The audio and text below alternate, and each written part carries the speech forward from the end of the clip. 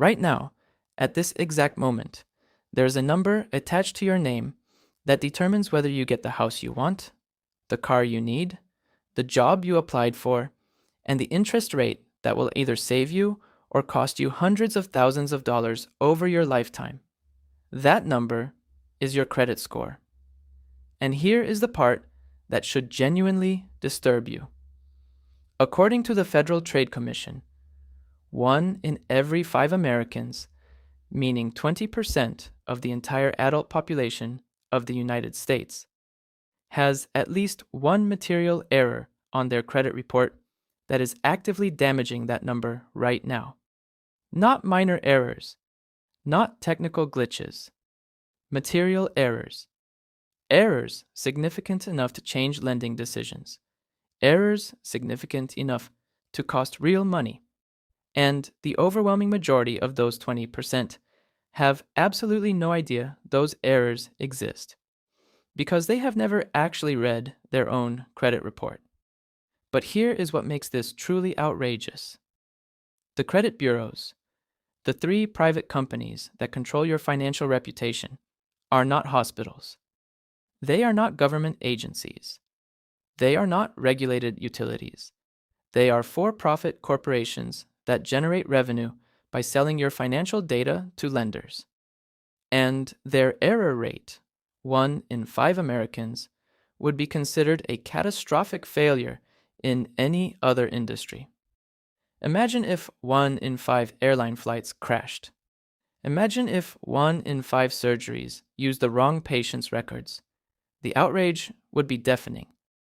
But because credit report errors are invisible, because they happen silently in databases that most Americans never look at, millions of people are paying higher interest rates, getting rejected for apartments, losing job opportunities, and being denied mortgages for errors that were never their fault and never their responsibility to create.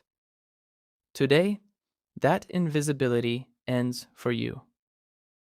In this video, I'm going to show you exactly what a credit report is, every single section it contains, how to pull all 3 of your reports for free right now in 2026, and precisely how to go through every line of every report to identify every single error that may be silently costing you money. This is part 1 of a 3-part series. By the end of this video, you will have a complete documented list of every error on your credit report, which is exactly what you need before we move into the dispute process in part 2. If you have never read your own credit report, or if it has been more than 6 months since you last checked, what you are about to find may genuinely shock you. Let's start with the foundation. A credit report is a detailed financial dossier, a complete documented history of how you have managed borrowed money throughout your adult life.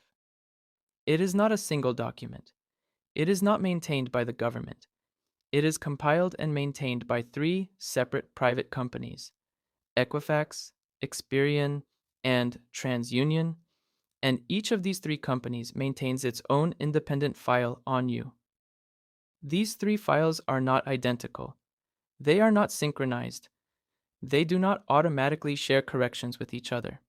A creditor may report your account information to 1 bureau, 2 bureaus, or all 3, or none at all, entirely at their own discretion.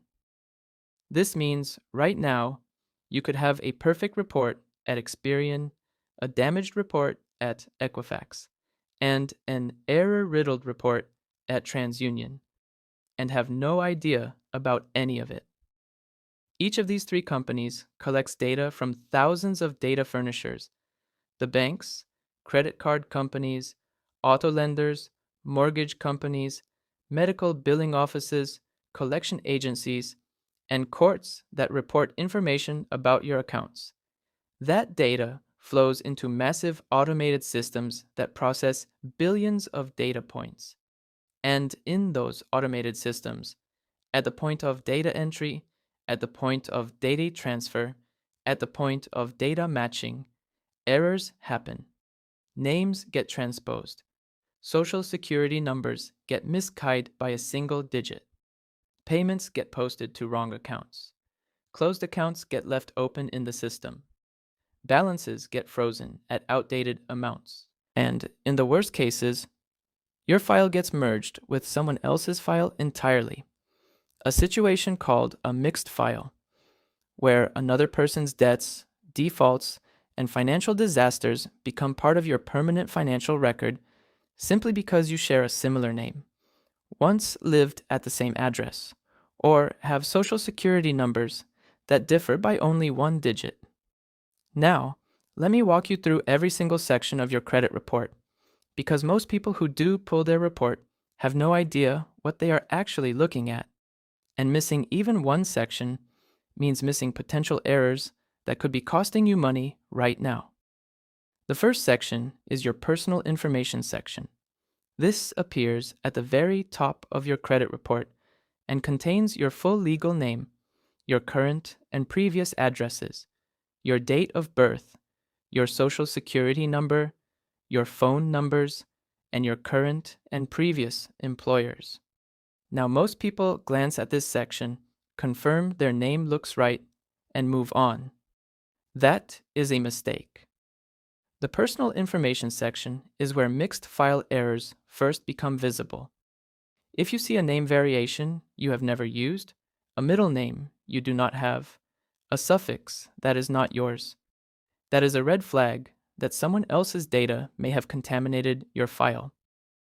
If you see addresses where you have never lived, particularly if those addresses are associated with negative accounts, that is another red flag. If your social security number shows any digit that looks wrong, even one transposed number, that is a critical error that needs immediate attention because it means your file may be partially merged with a stranger's financial history. Write down every piece of personal information that does not match your actual information exactly. The second section is your account history section, also called your trade line section, and this is where the majority of credit report errors live. Every credit account you have ever opened appears here, or should appear here, listed individually with a detailed breakdown of that account's history. For each account, you will see the creditor name, the account number, the account type, the date the account was opened, the credit limit or original loan amount, the current balance, the monthly payment amount, the account status, open, closed, or in collections, the payment history going back up to 7 years, and the date of last activity. Here is how you go through this section methodically. For every single account listed, ask yourself 6 questions. First, do I recognize this account? If the answer is no, flag it immediately. Second, is this account type correct? A credit card should say revolving. A car loan should say installment. If the type is wrong, flag it. Third, is the date opened correct? If an account shows an opening date that is wrong by even 1 month, it can affect how long your credit history appears to be. Flag it. Fourth, is the payment history accurate? This is where you need to be most thorough. Go month by month through the payment history. Every single month marked late that you believe you paid on time, flag it. Every single month showing a missed payment that you know you made, flag it. One incorrectly reported late payment can drop your credit score by 60 to 110 points. And that single error could be costing you thousands of dollars in higher interest rates right now. Fifth, is the balance correct? If you paid off an account and it still shows a balance, flag it. If the balance is higher than your last statement, flag it. Sixth, is the account status correct? If you closed an account and it shows as open, flag it. If you paid off a collection and it still shows as unpaid, flag it. The third section is your collections section, and this section requires your absolute most careful attention because collection accounts cause the most severe damage to credit scores and contain the highest concentration of errors in the entire credit reporting system. Every account that was charged off and sent to a collection agency appears here separately from the original account. When you review each collection account, you are looking for 7 specific things. You are looking for collections that are not yours at all, accounts that belong to someone with a similar name, or that resulted from identity theft. You are looking for collections that you already paid or settled, because paid collections frequently remain on reports as unpaid due to poor record keeping by collection agencies. You are looking for the date of first delinquency.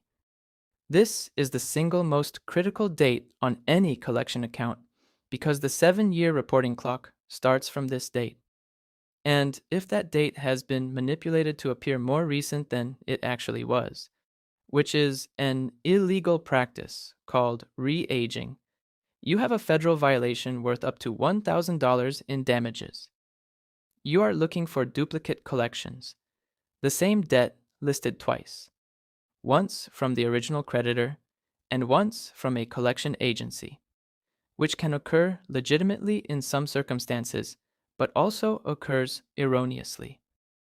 You are looking for the correct original creditor name, because debt gets sold so many times that the original creditor information frequently gets corrupted through multiple transfers. You are looking for the correct original balance, because unauthorized fees and interest added after the original creditor sold the debt sometimes get incorporated into the reported balance illegally.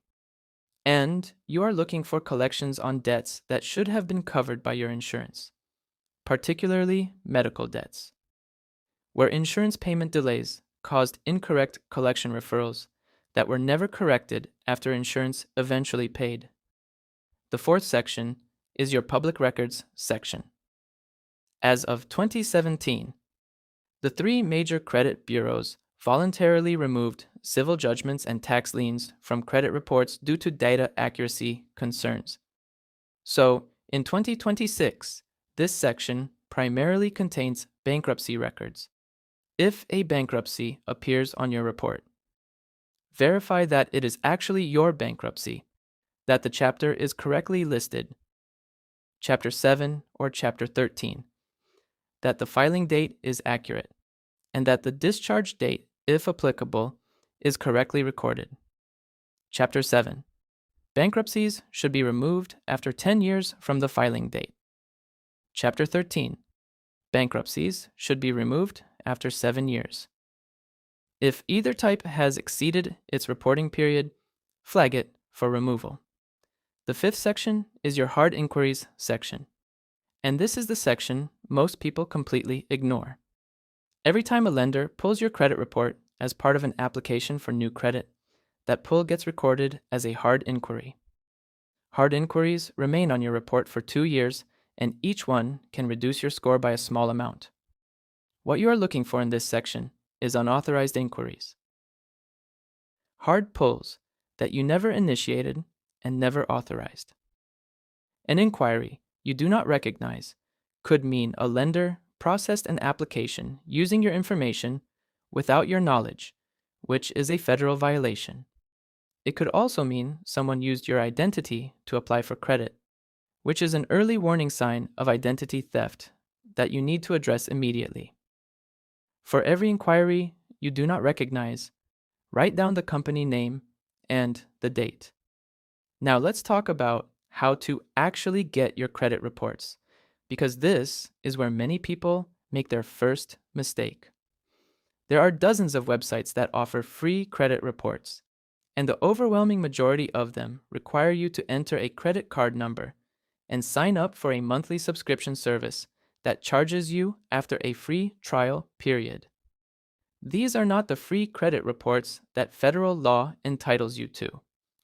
The only website that provides the federally mandated free annual credit reports from all 3 bureaus, with no credit card required and no subscription trap, is annualcreditreport.com. This website is operated jointly by Equifax, Experian, and TransUnion under a requirement established by the Fair Credit Reporting Act. During the COVID pandemic, the bureaus expanded free access to weekly reports. And in 2026, you are still entitled to free weekly reports from all three bureaus through this site. When you go to annualcreditreport.com, pull all three reports simultaneously. Do not pull one today and plan to pull the others later. Pull all three at the same time because you need to compare them against each other. The same error may appear on one bureau's report, but not the others. Or the error may appear differently on different reports. Pulling all three simultaneously gives you a complete picture and allows you to identify which specific bureaus you need to dispute with, because disputes must be filed separately with each bureau where the error appears. When your reports load, do not just skim them on screen. Download all three as PDF files. Print them if possible. You are going to go through every single account, every single line, with a highlighter or a digital annotation tool. Create a simple document with 3 columns: the bureau name, the account or item with the error, and a description of exactly what is wrong and what the correct information should be. This document becomes your dispute roadmap for part 2 of this series. There is one more category of errors that I have not yet mentioned, and it is the one that causes the most severe and the most widespread damage of all the error types we have discussed. It is called a mixed file, and it happens when the credit bureau's automated matching system incorrectly merges your credit file with another consumer's file. The system uses a combination of your name, social security number, date of birth, and address history to match incoming data to the correct consumer file. When any of those identifiers are similar to another consumer, particularly a family member at the same address, the system can begin routing the other person's accounts, collections, and payment history into your file. Mixed files are not rare anomalies. The National Consumer Law Center has documented mixed file problems as one of the most common and most damaging error types in the entire credit reporting system. If you pull your report and see accounts from creditors you have never heard of, from time periods that do not make sense, in states you have never lived in, you may be looking at a mixed file situation that requires a specific and aggressive legal response that goes beyond a standard dispute. Before you move to part 2 of this series, here is your complete action checklist for today. Go to annualcreditreport.com and pull all 3 reports simultaneously. Download and save all 3 as PDF files. Go through the personal information section of each report line by line and flag every inaccuracy. Go through the accounts section of each report account by account using the 6 questions I gave you and flag every error. Go through the collections section with extra scrutiny and flag every issue, including re-aging, wrong amounts, unrecognized accounts, and paid collections still showing unpaid. Check the public records section for outdated bankruptcies. Review every hard inquiry and flag every one you do not recognize. Document every error in a separate document organized by bureau. And keep every printed page of every report dated with the date you pulled them, because that date matters legally when you begin the dispute process. In part 2 of this series, I am going to show you exactly how to write dispute letters that bureaus legally cannot ignore.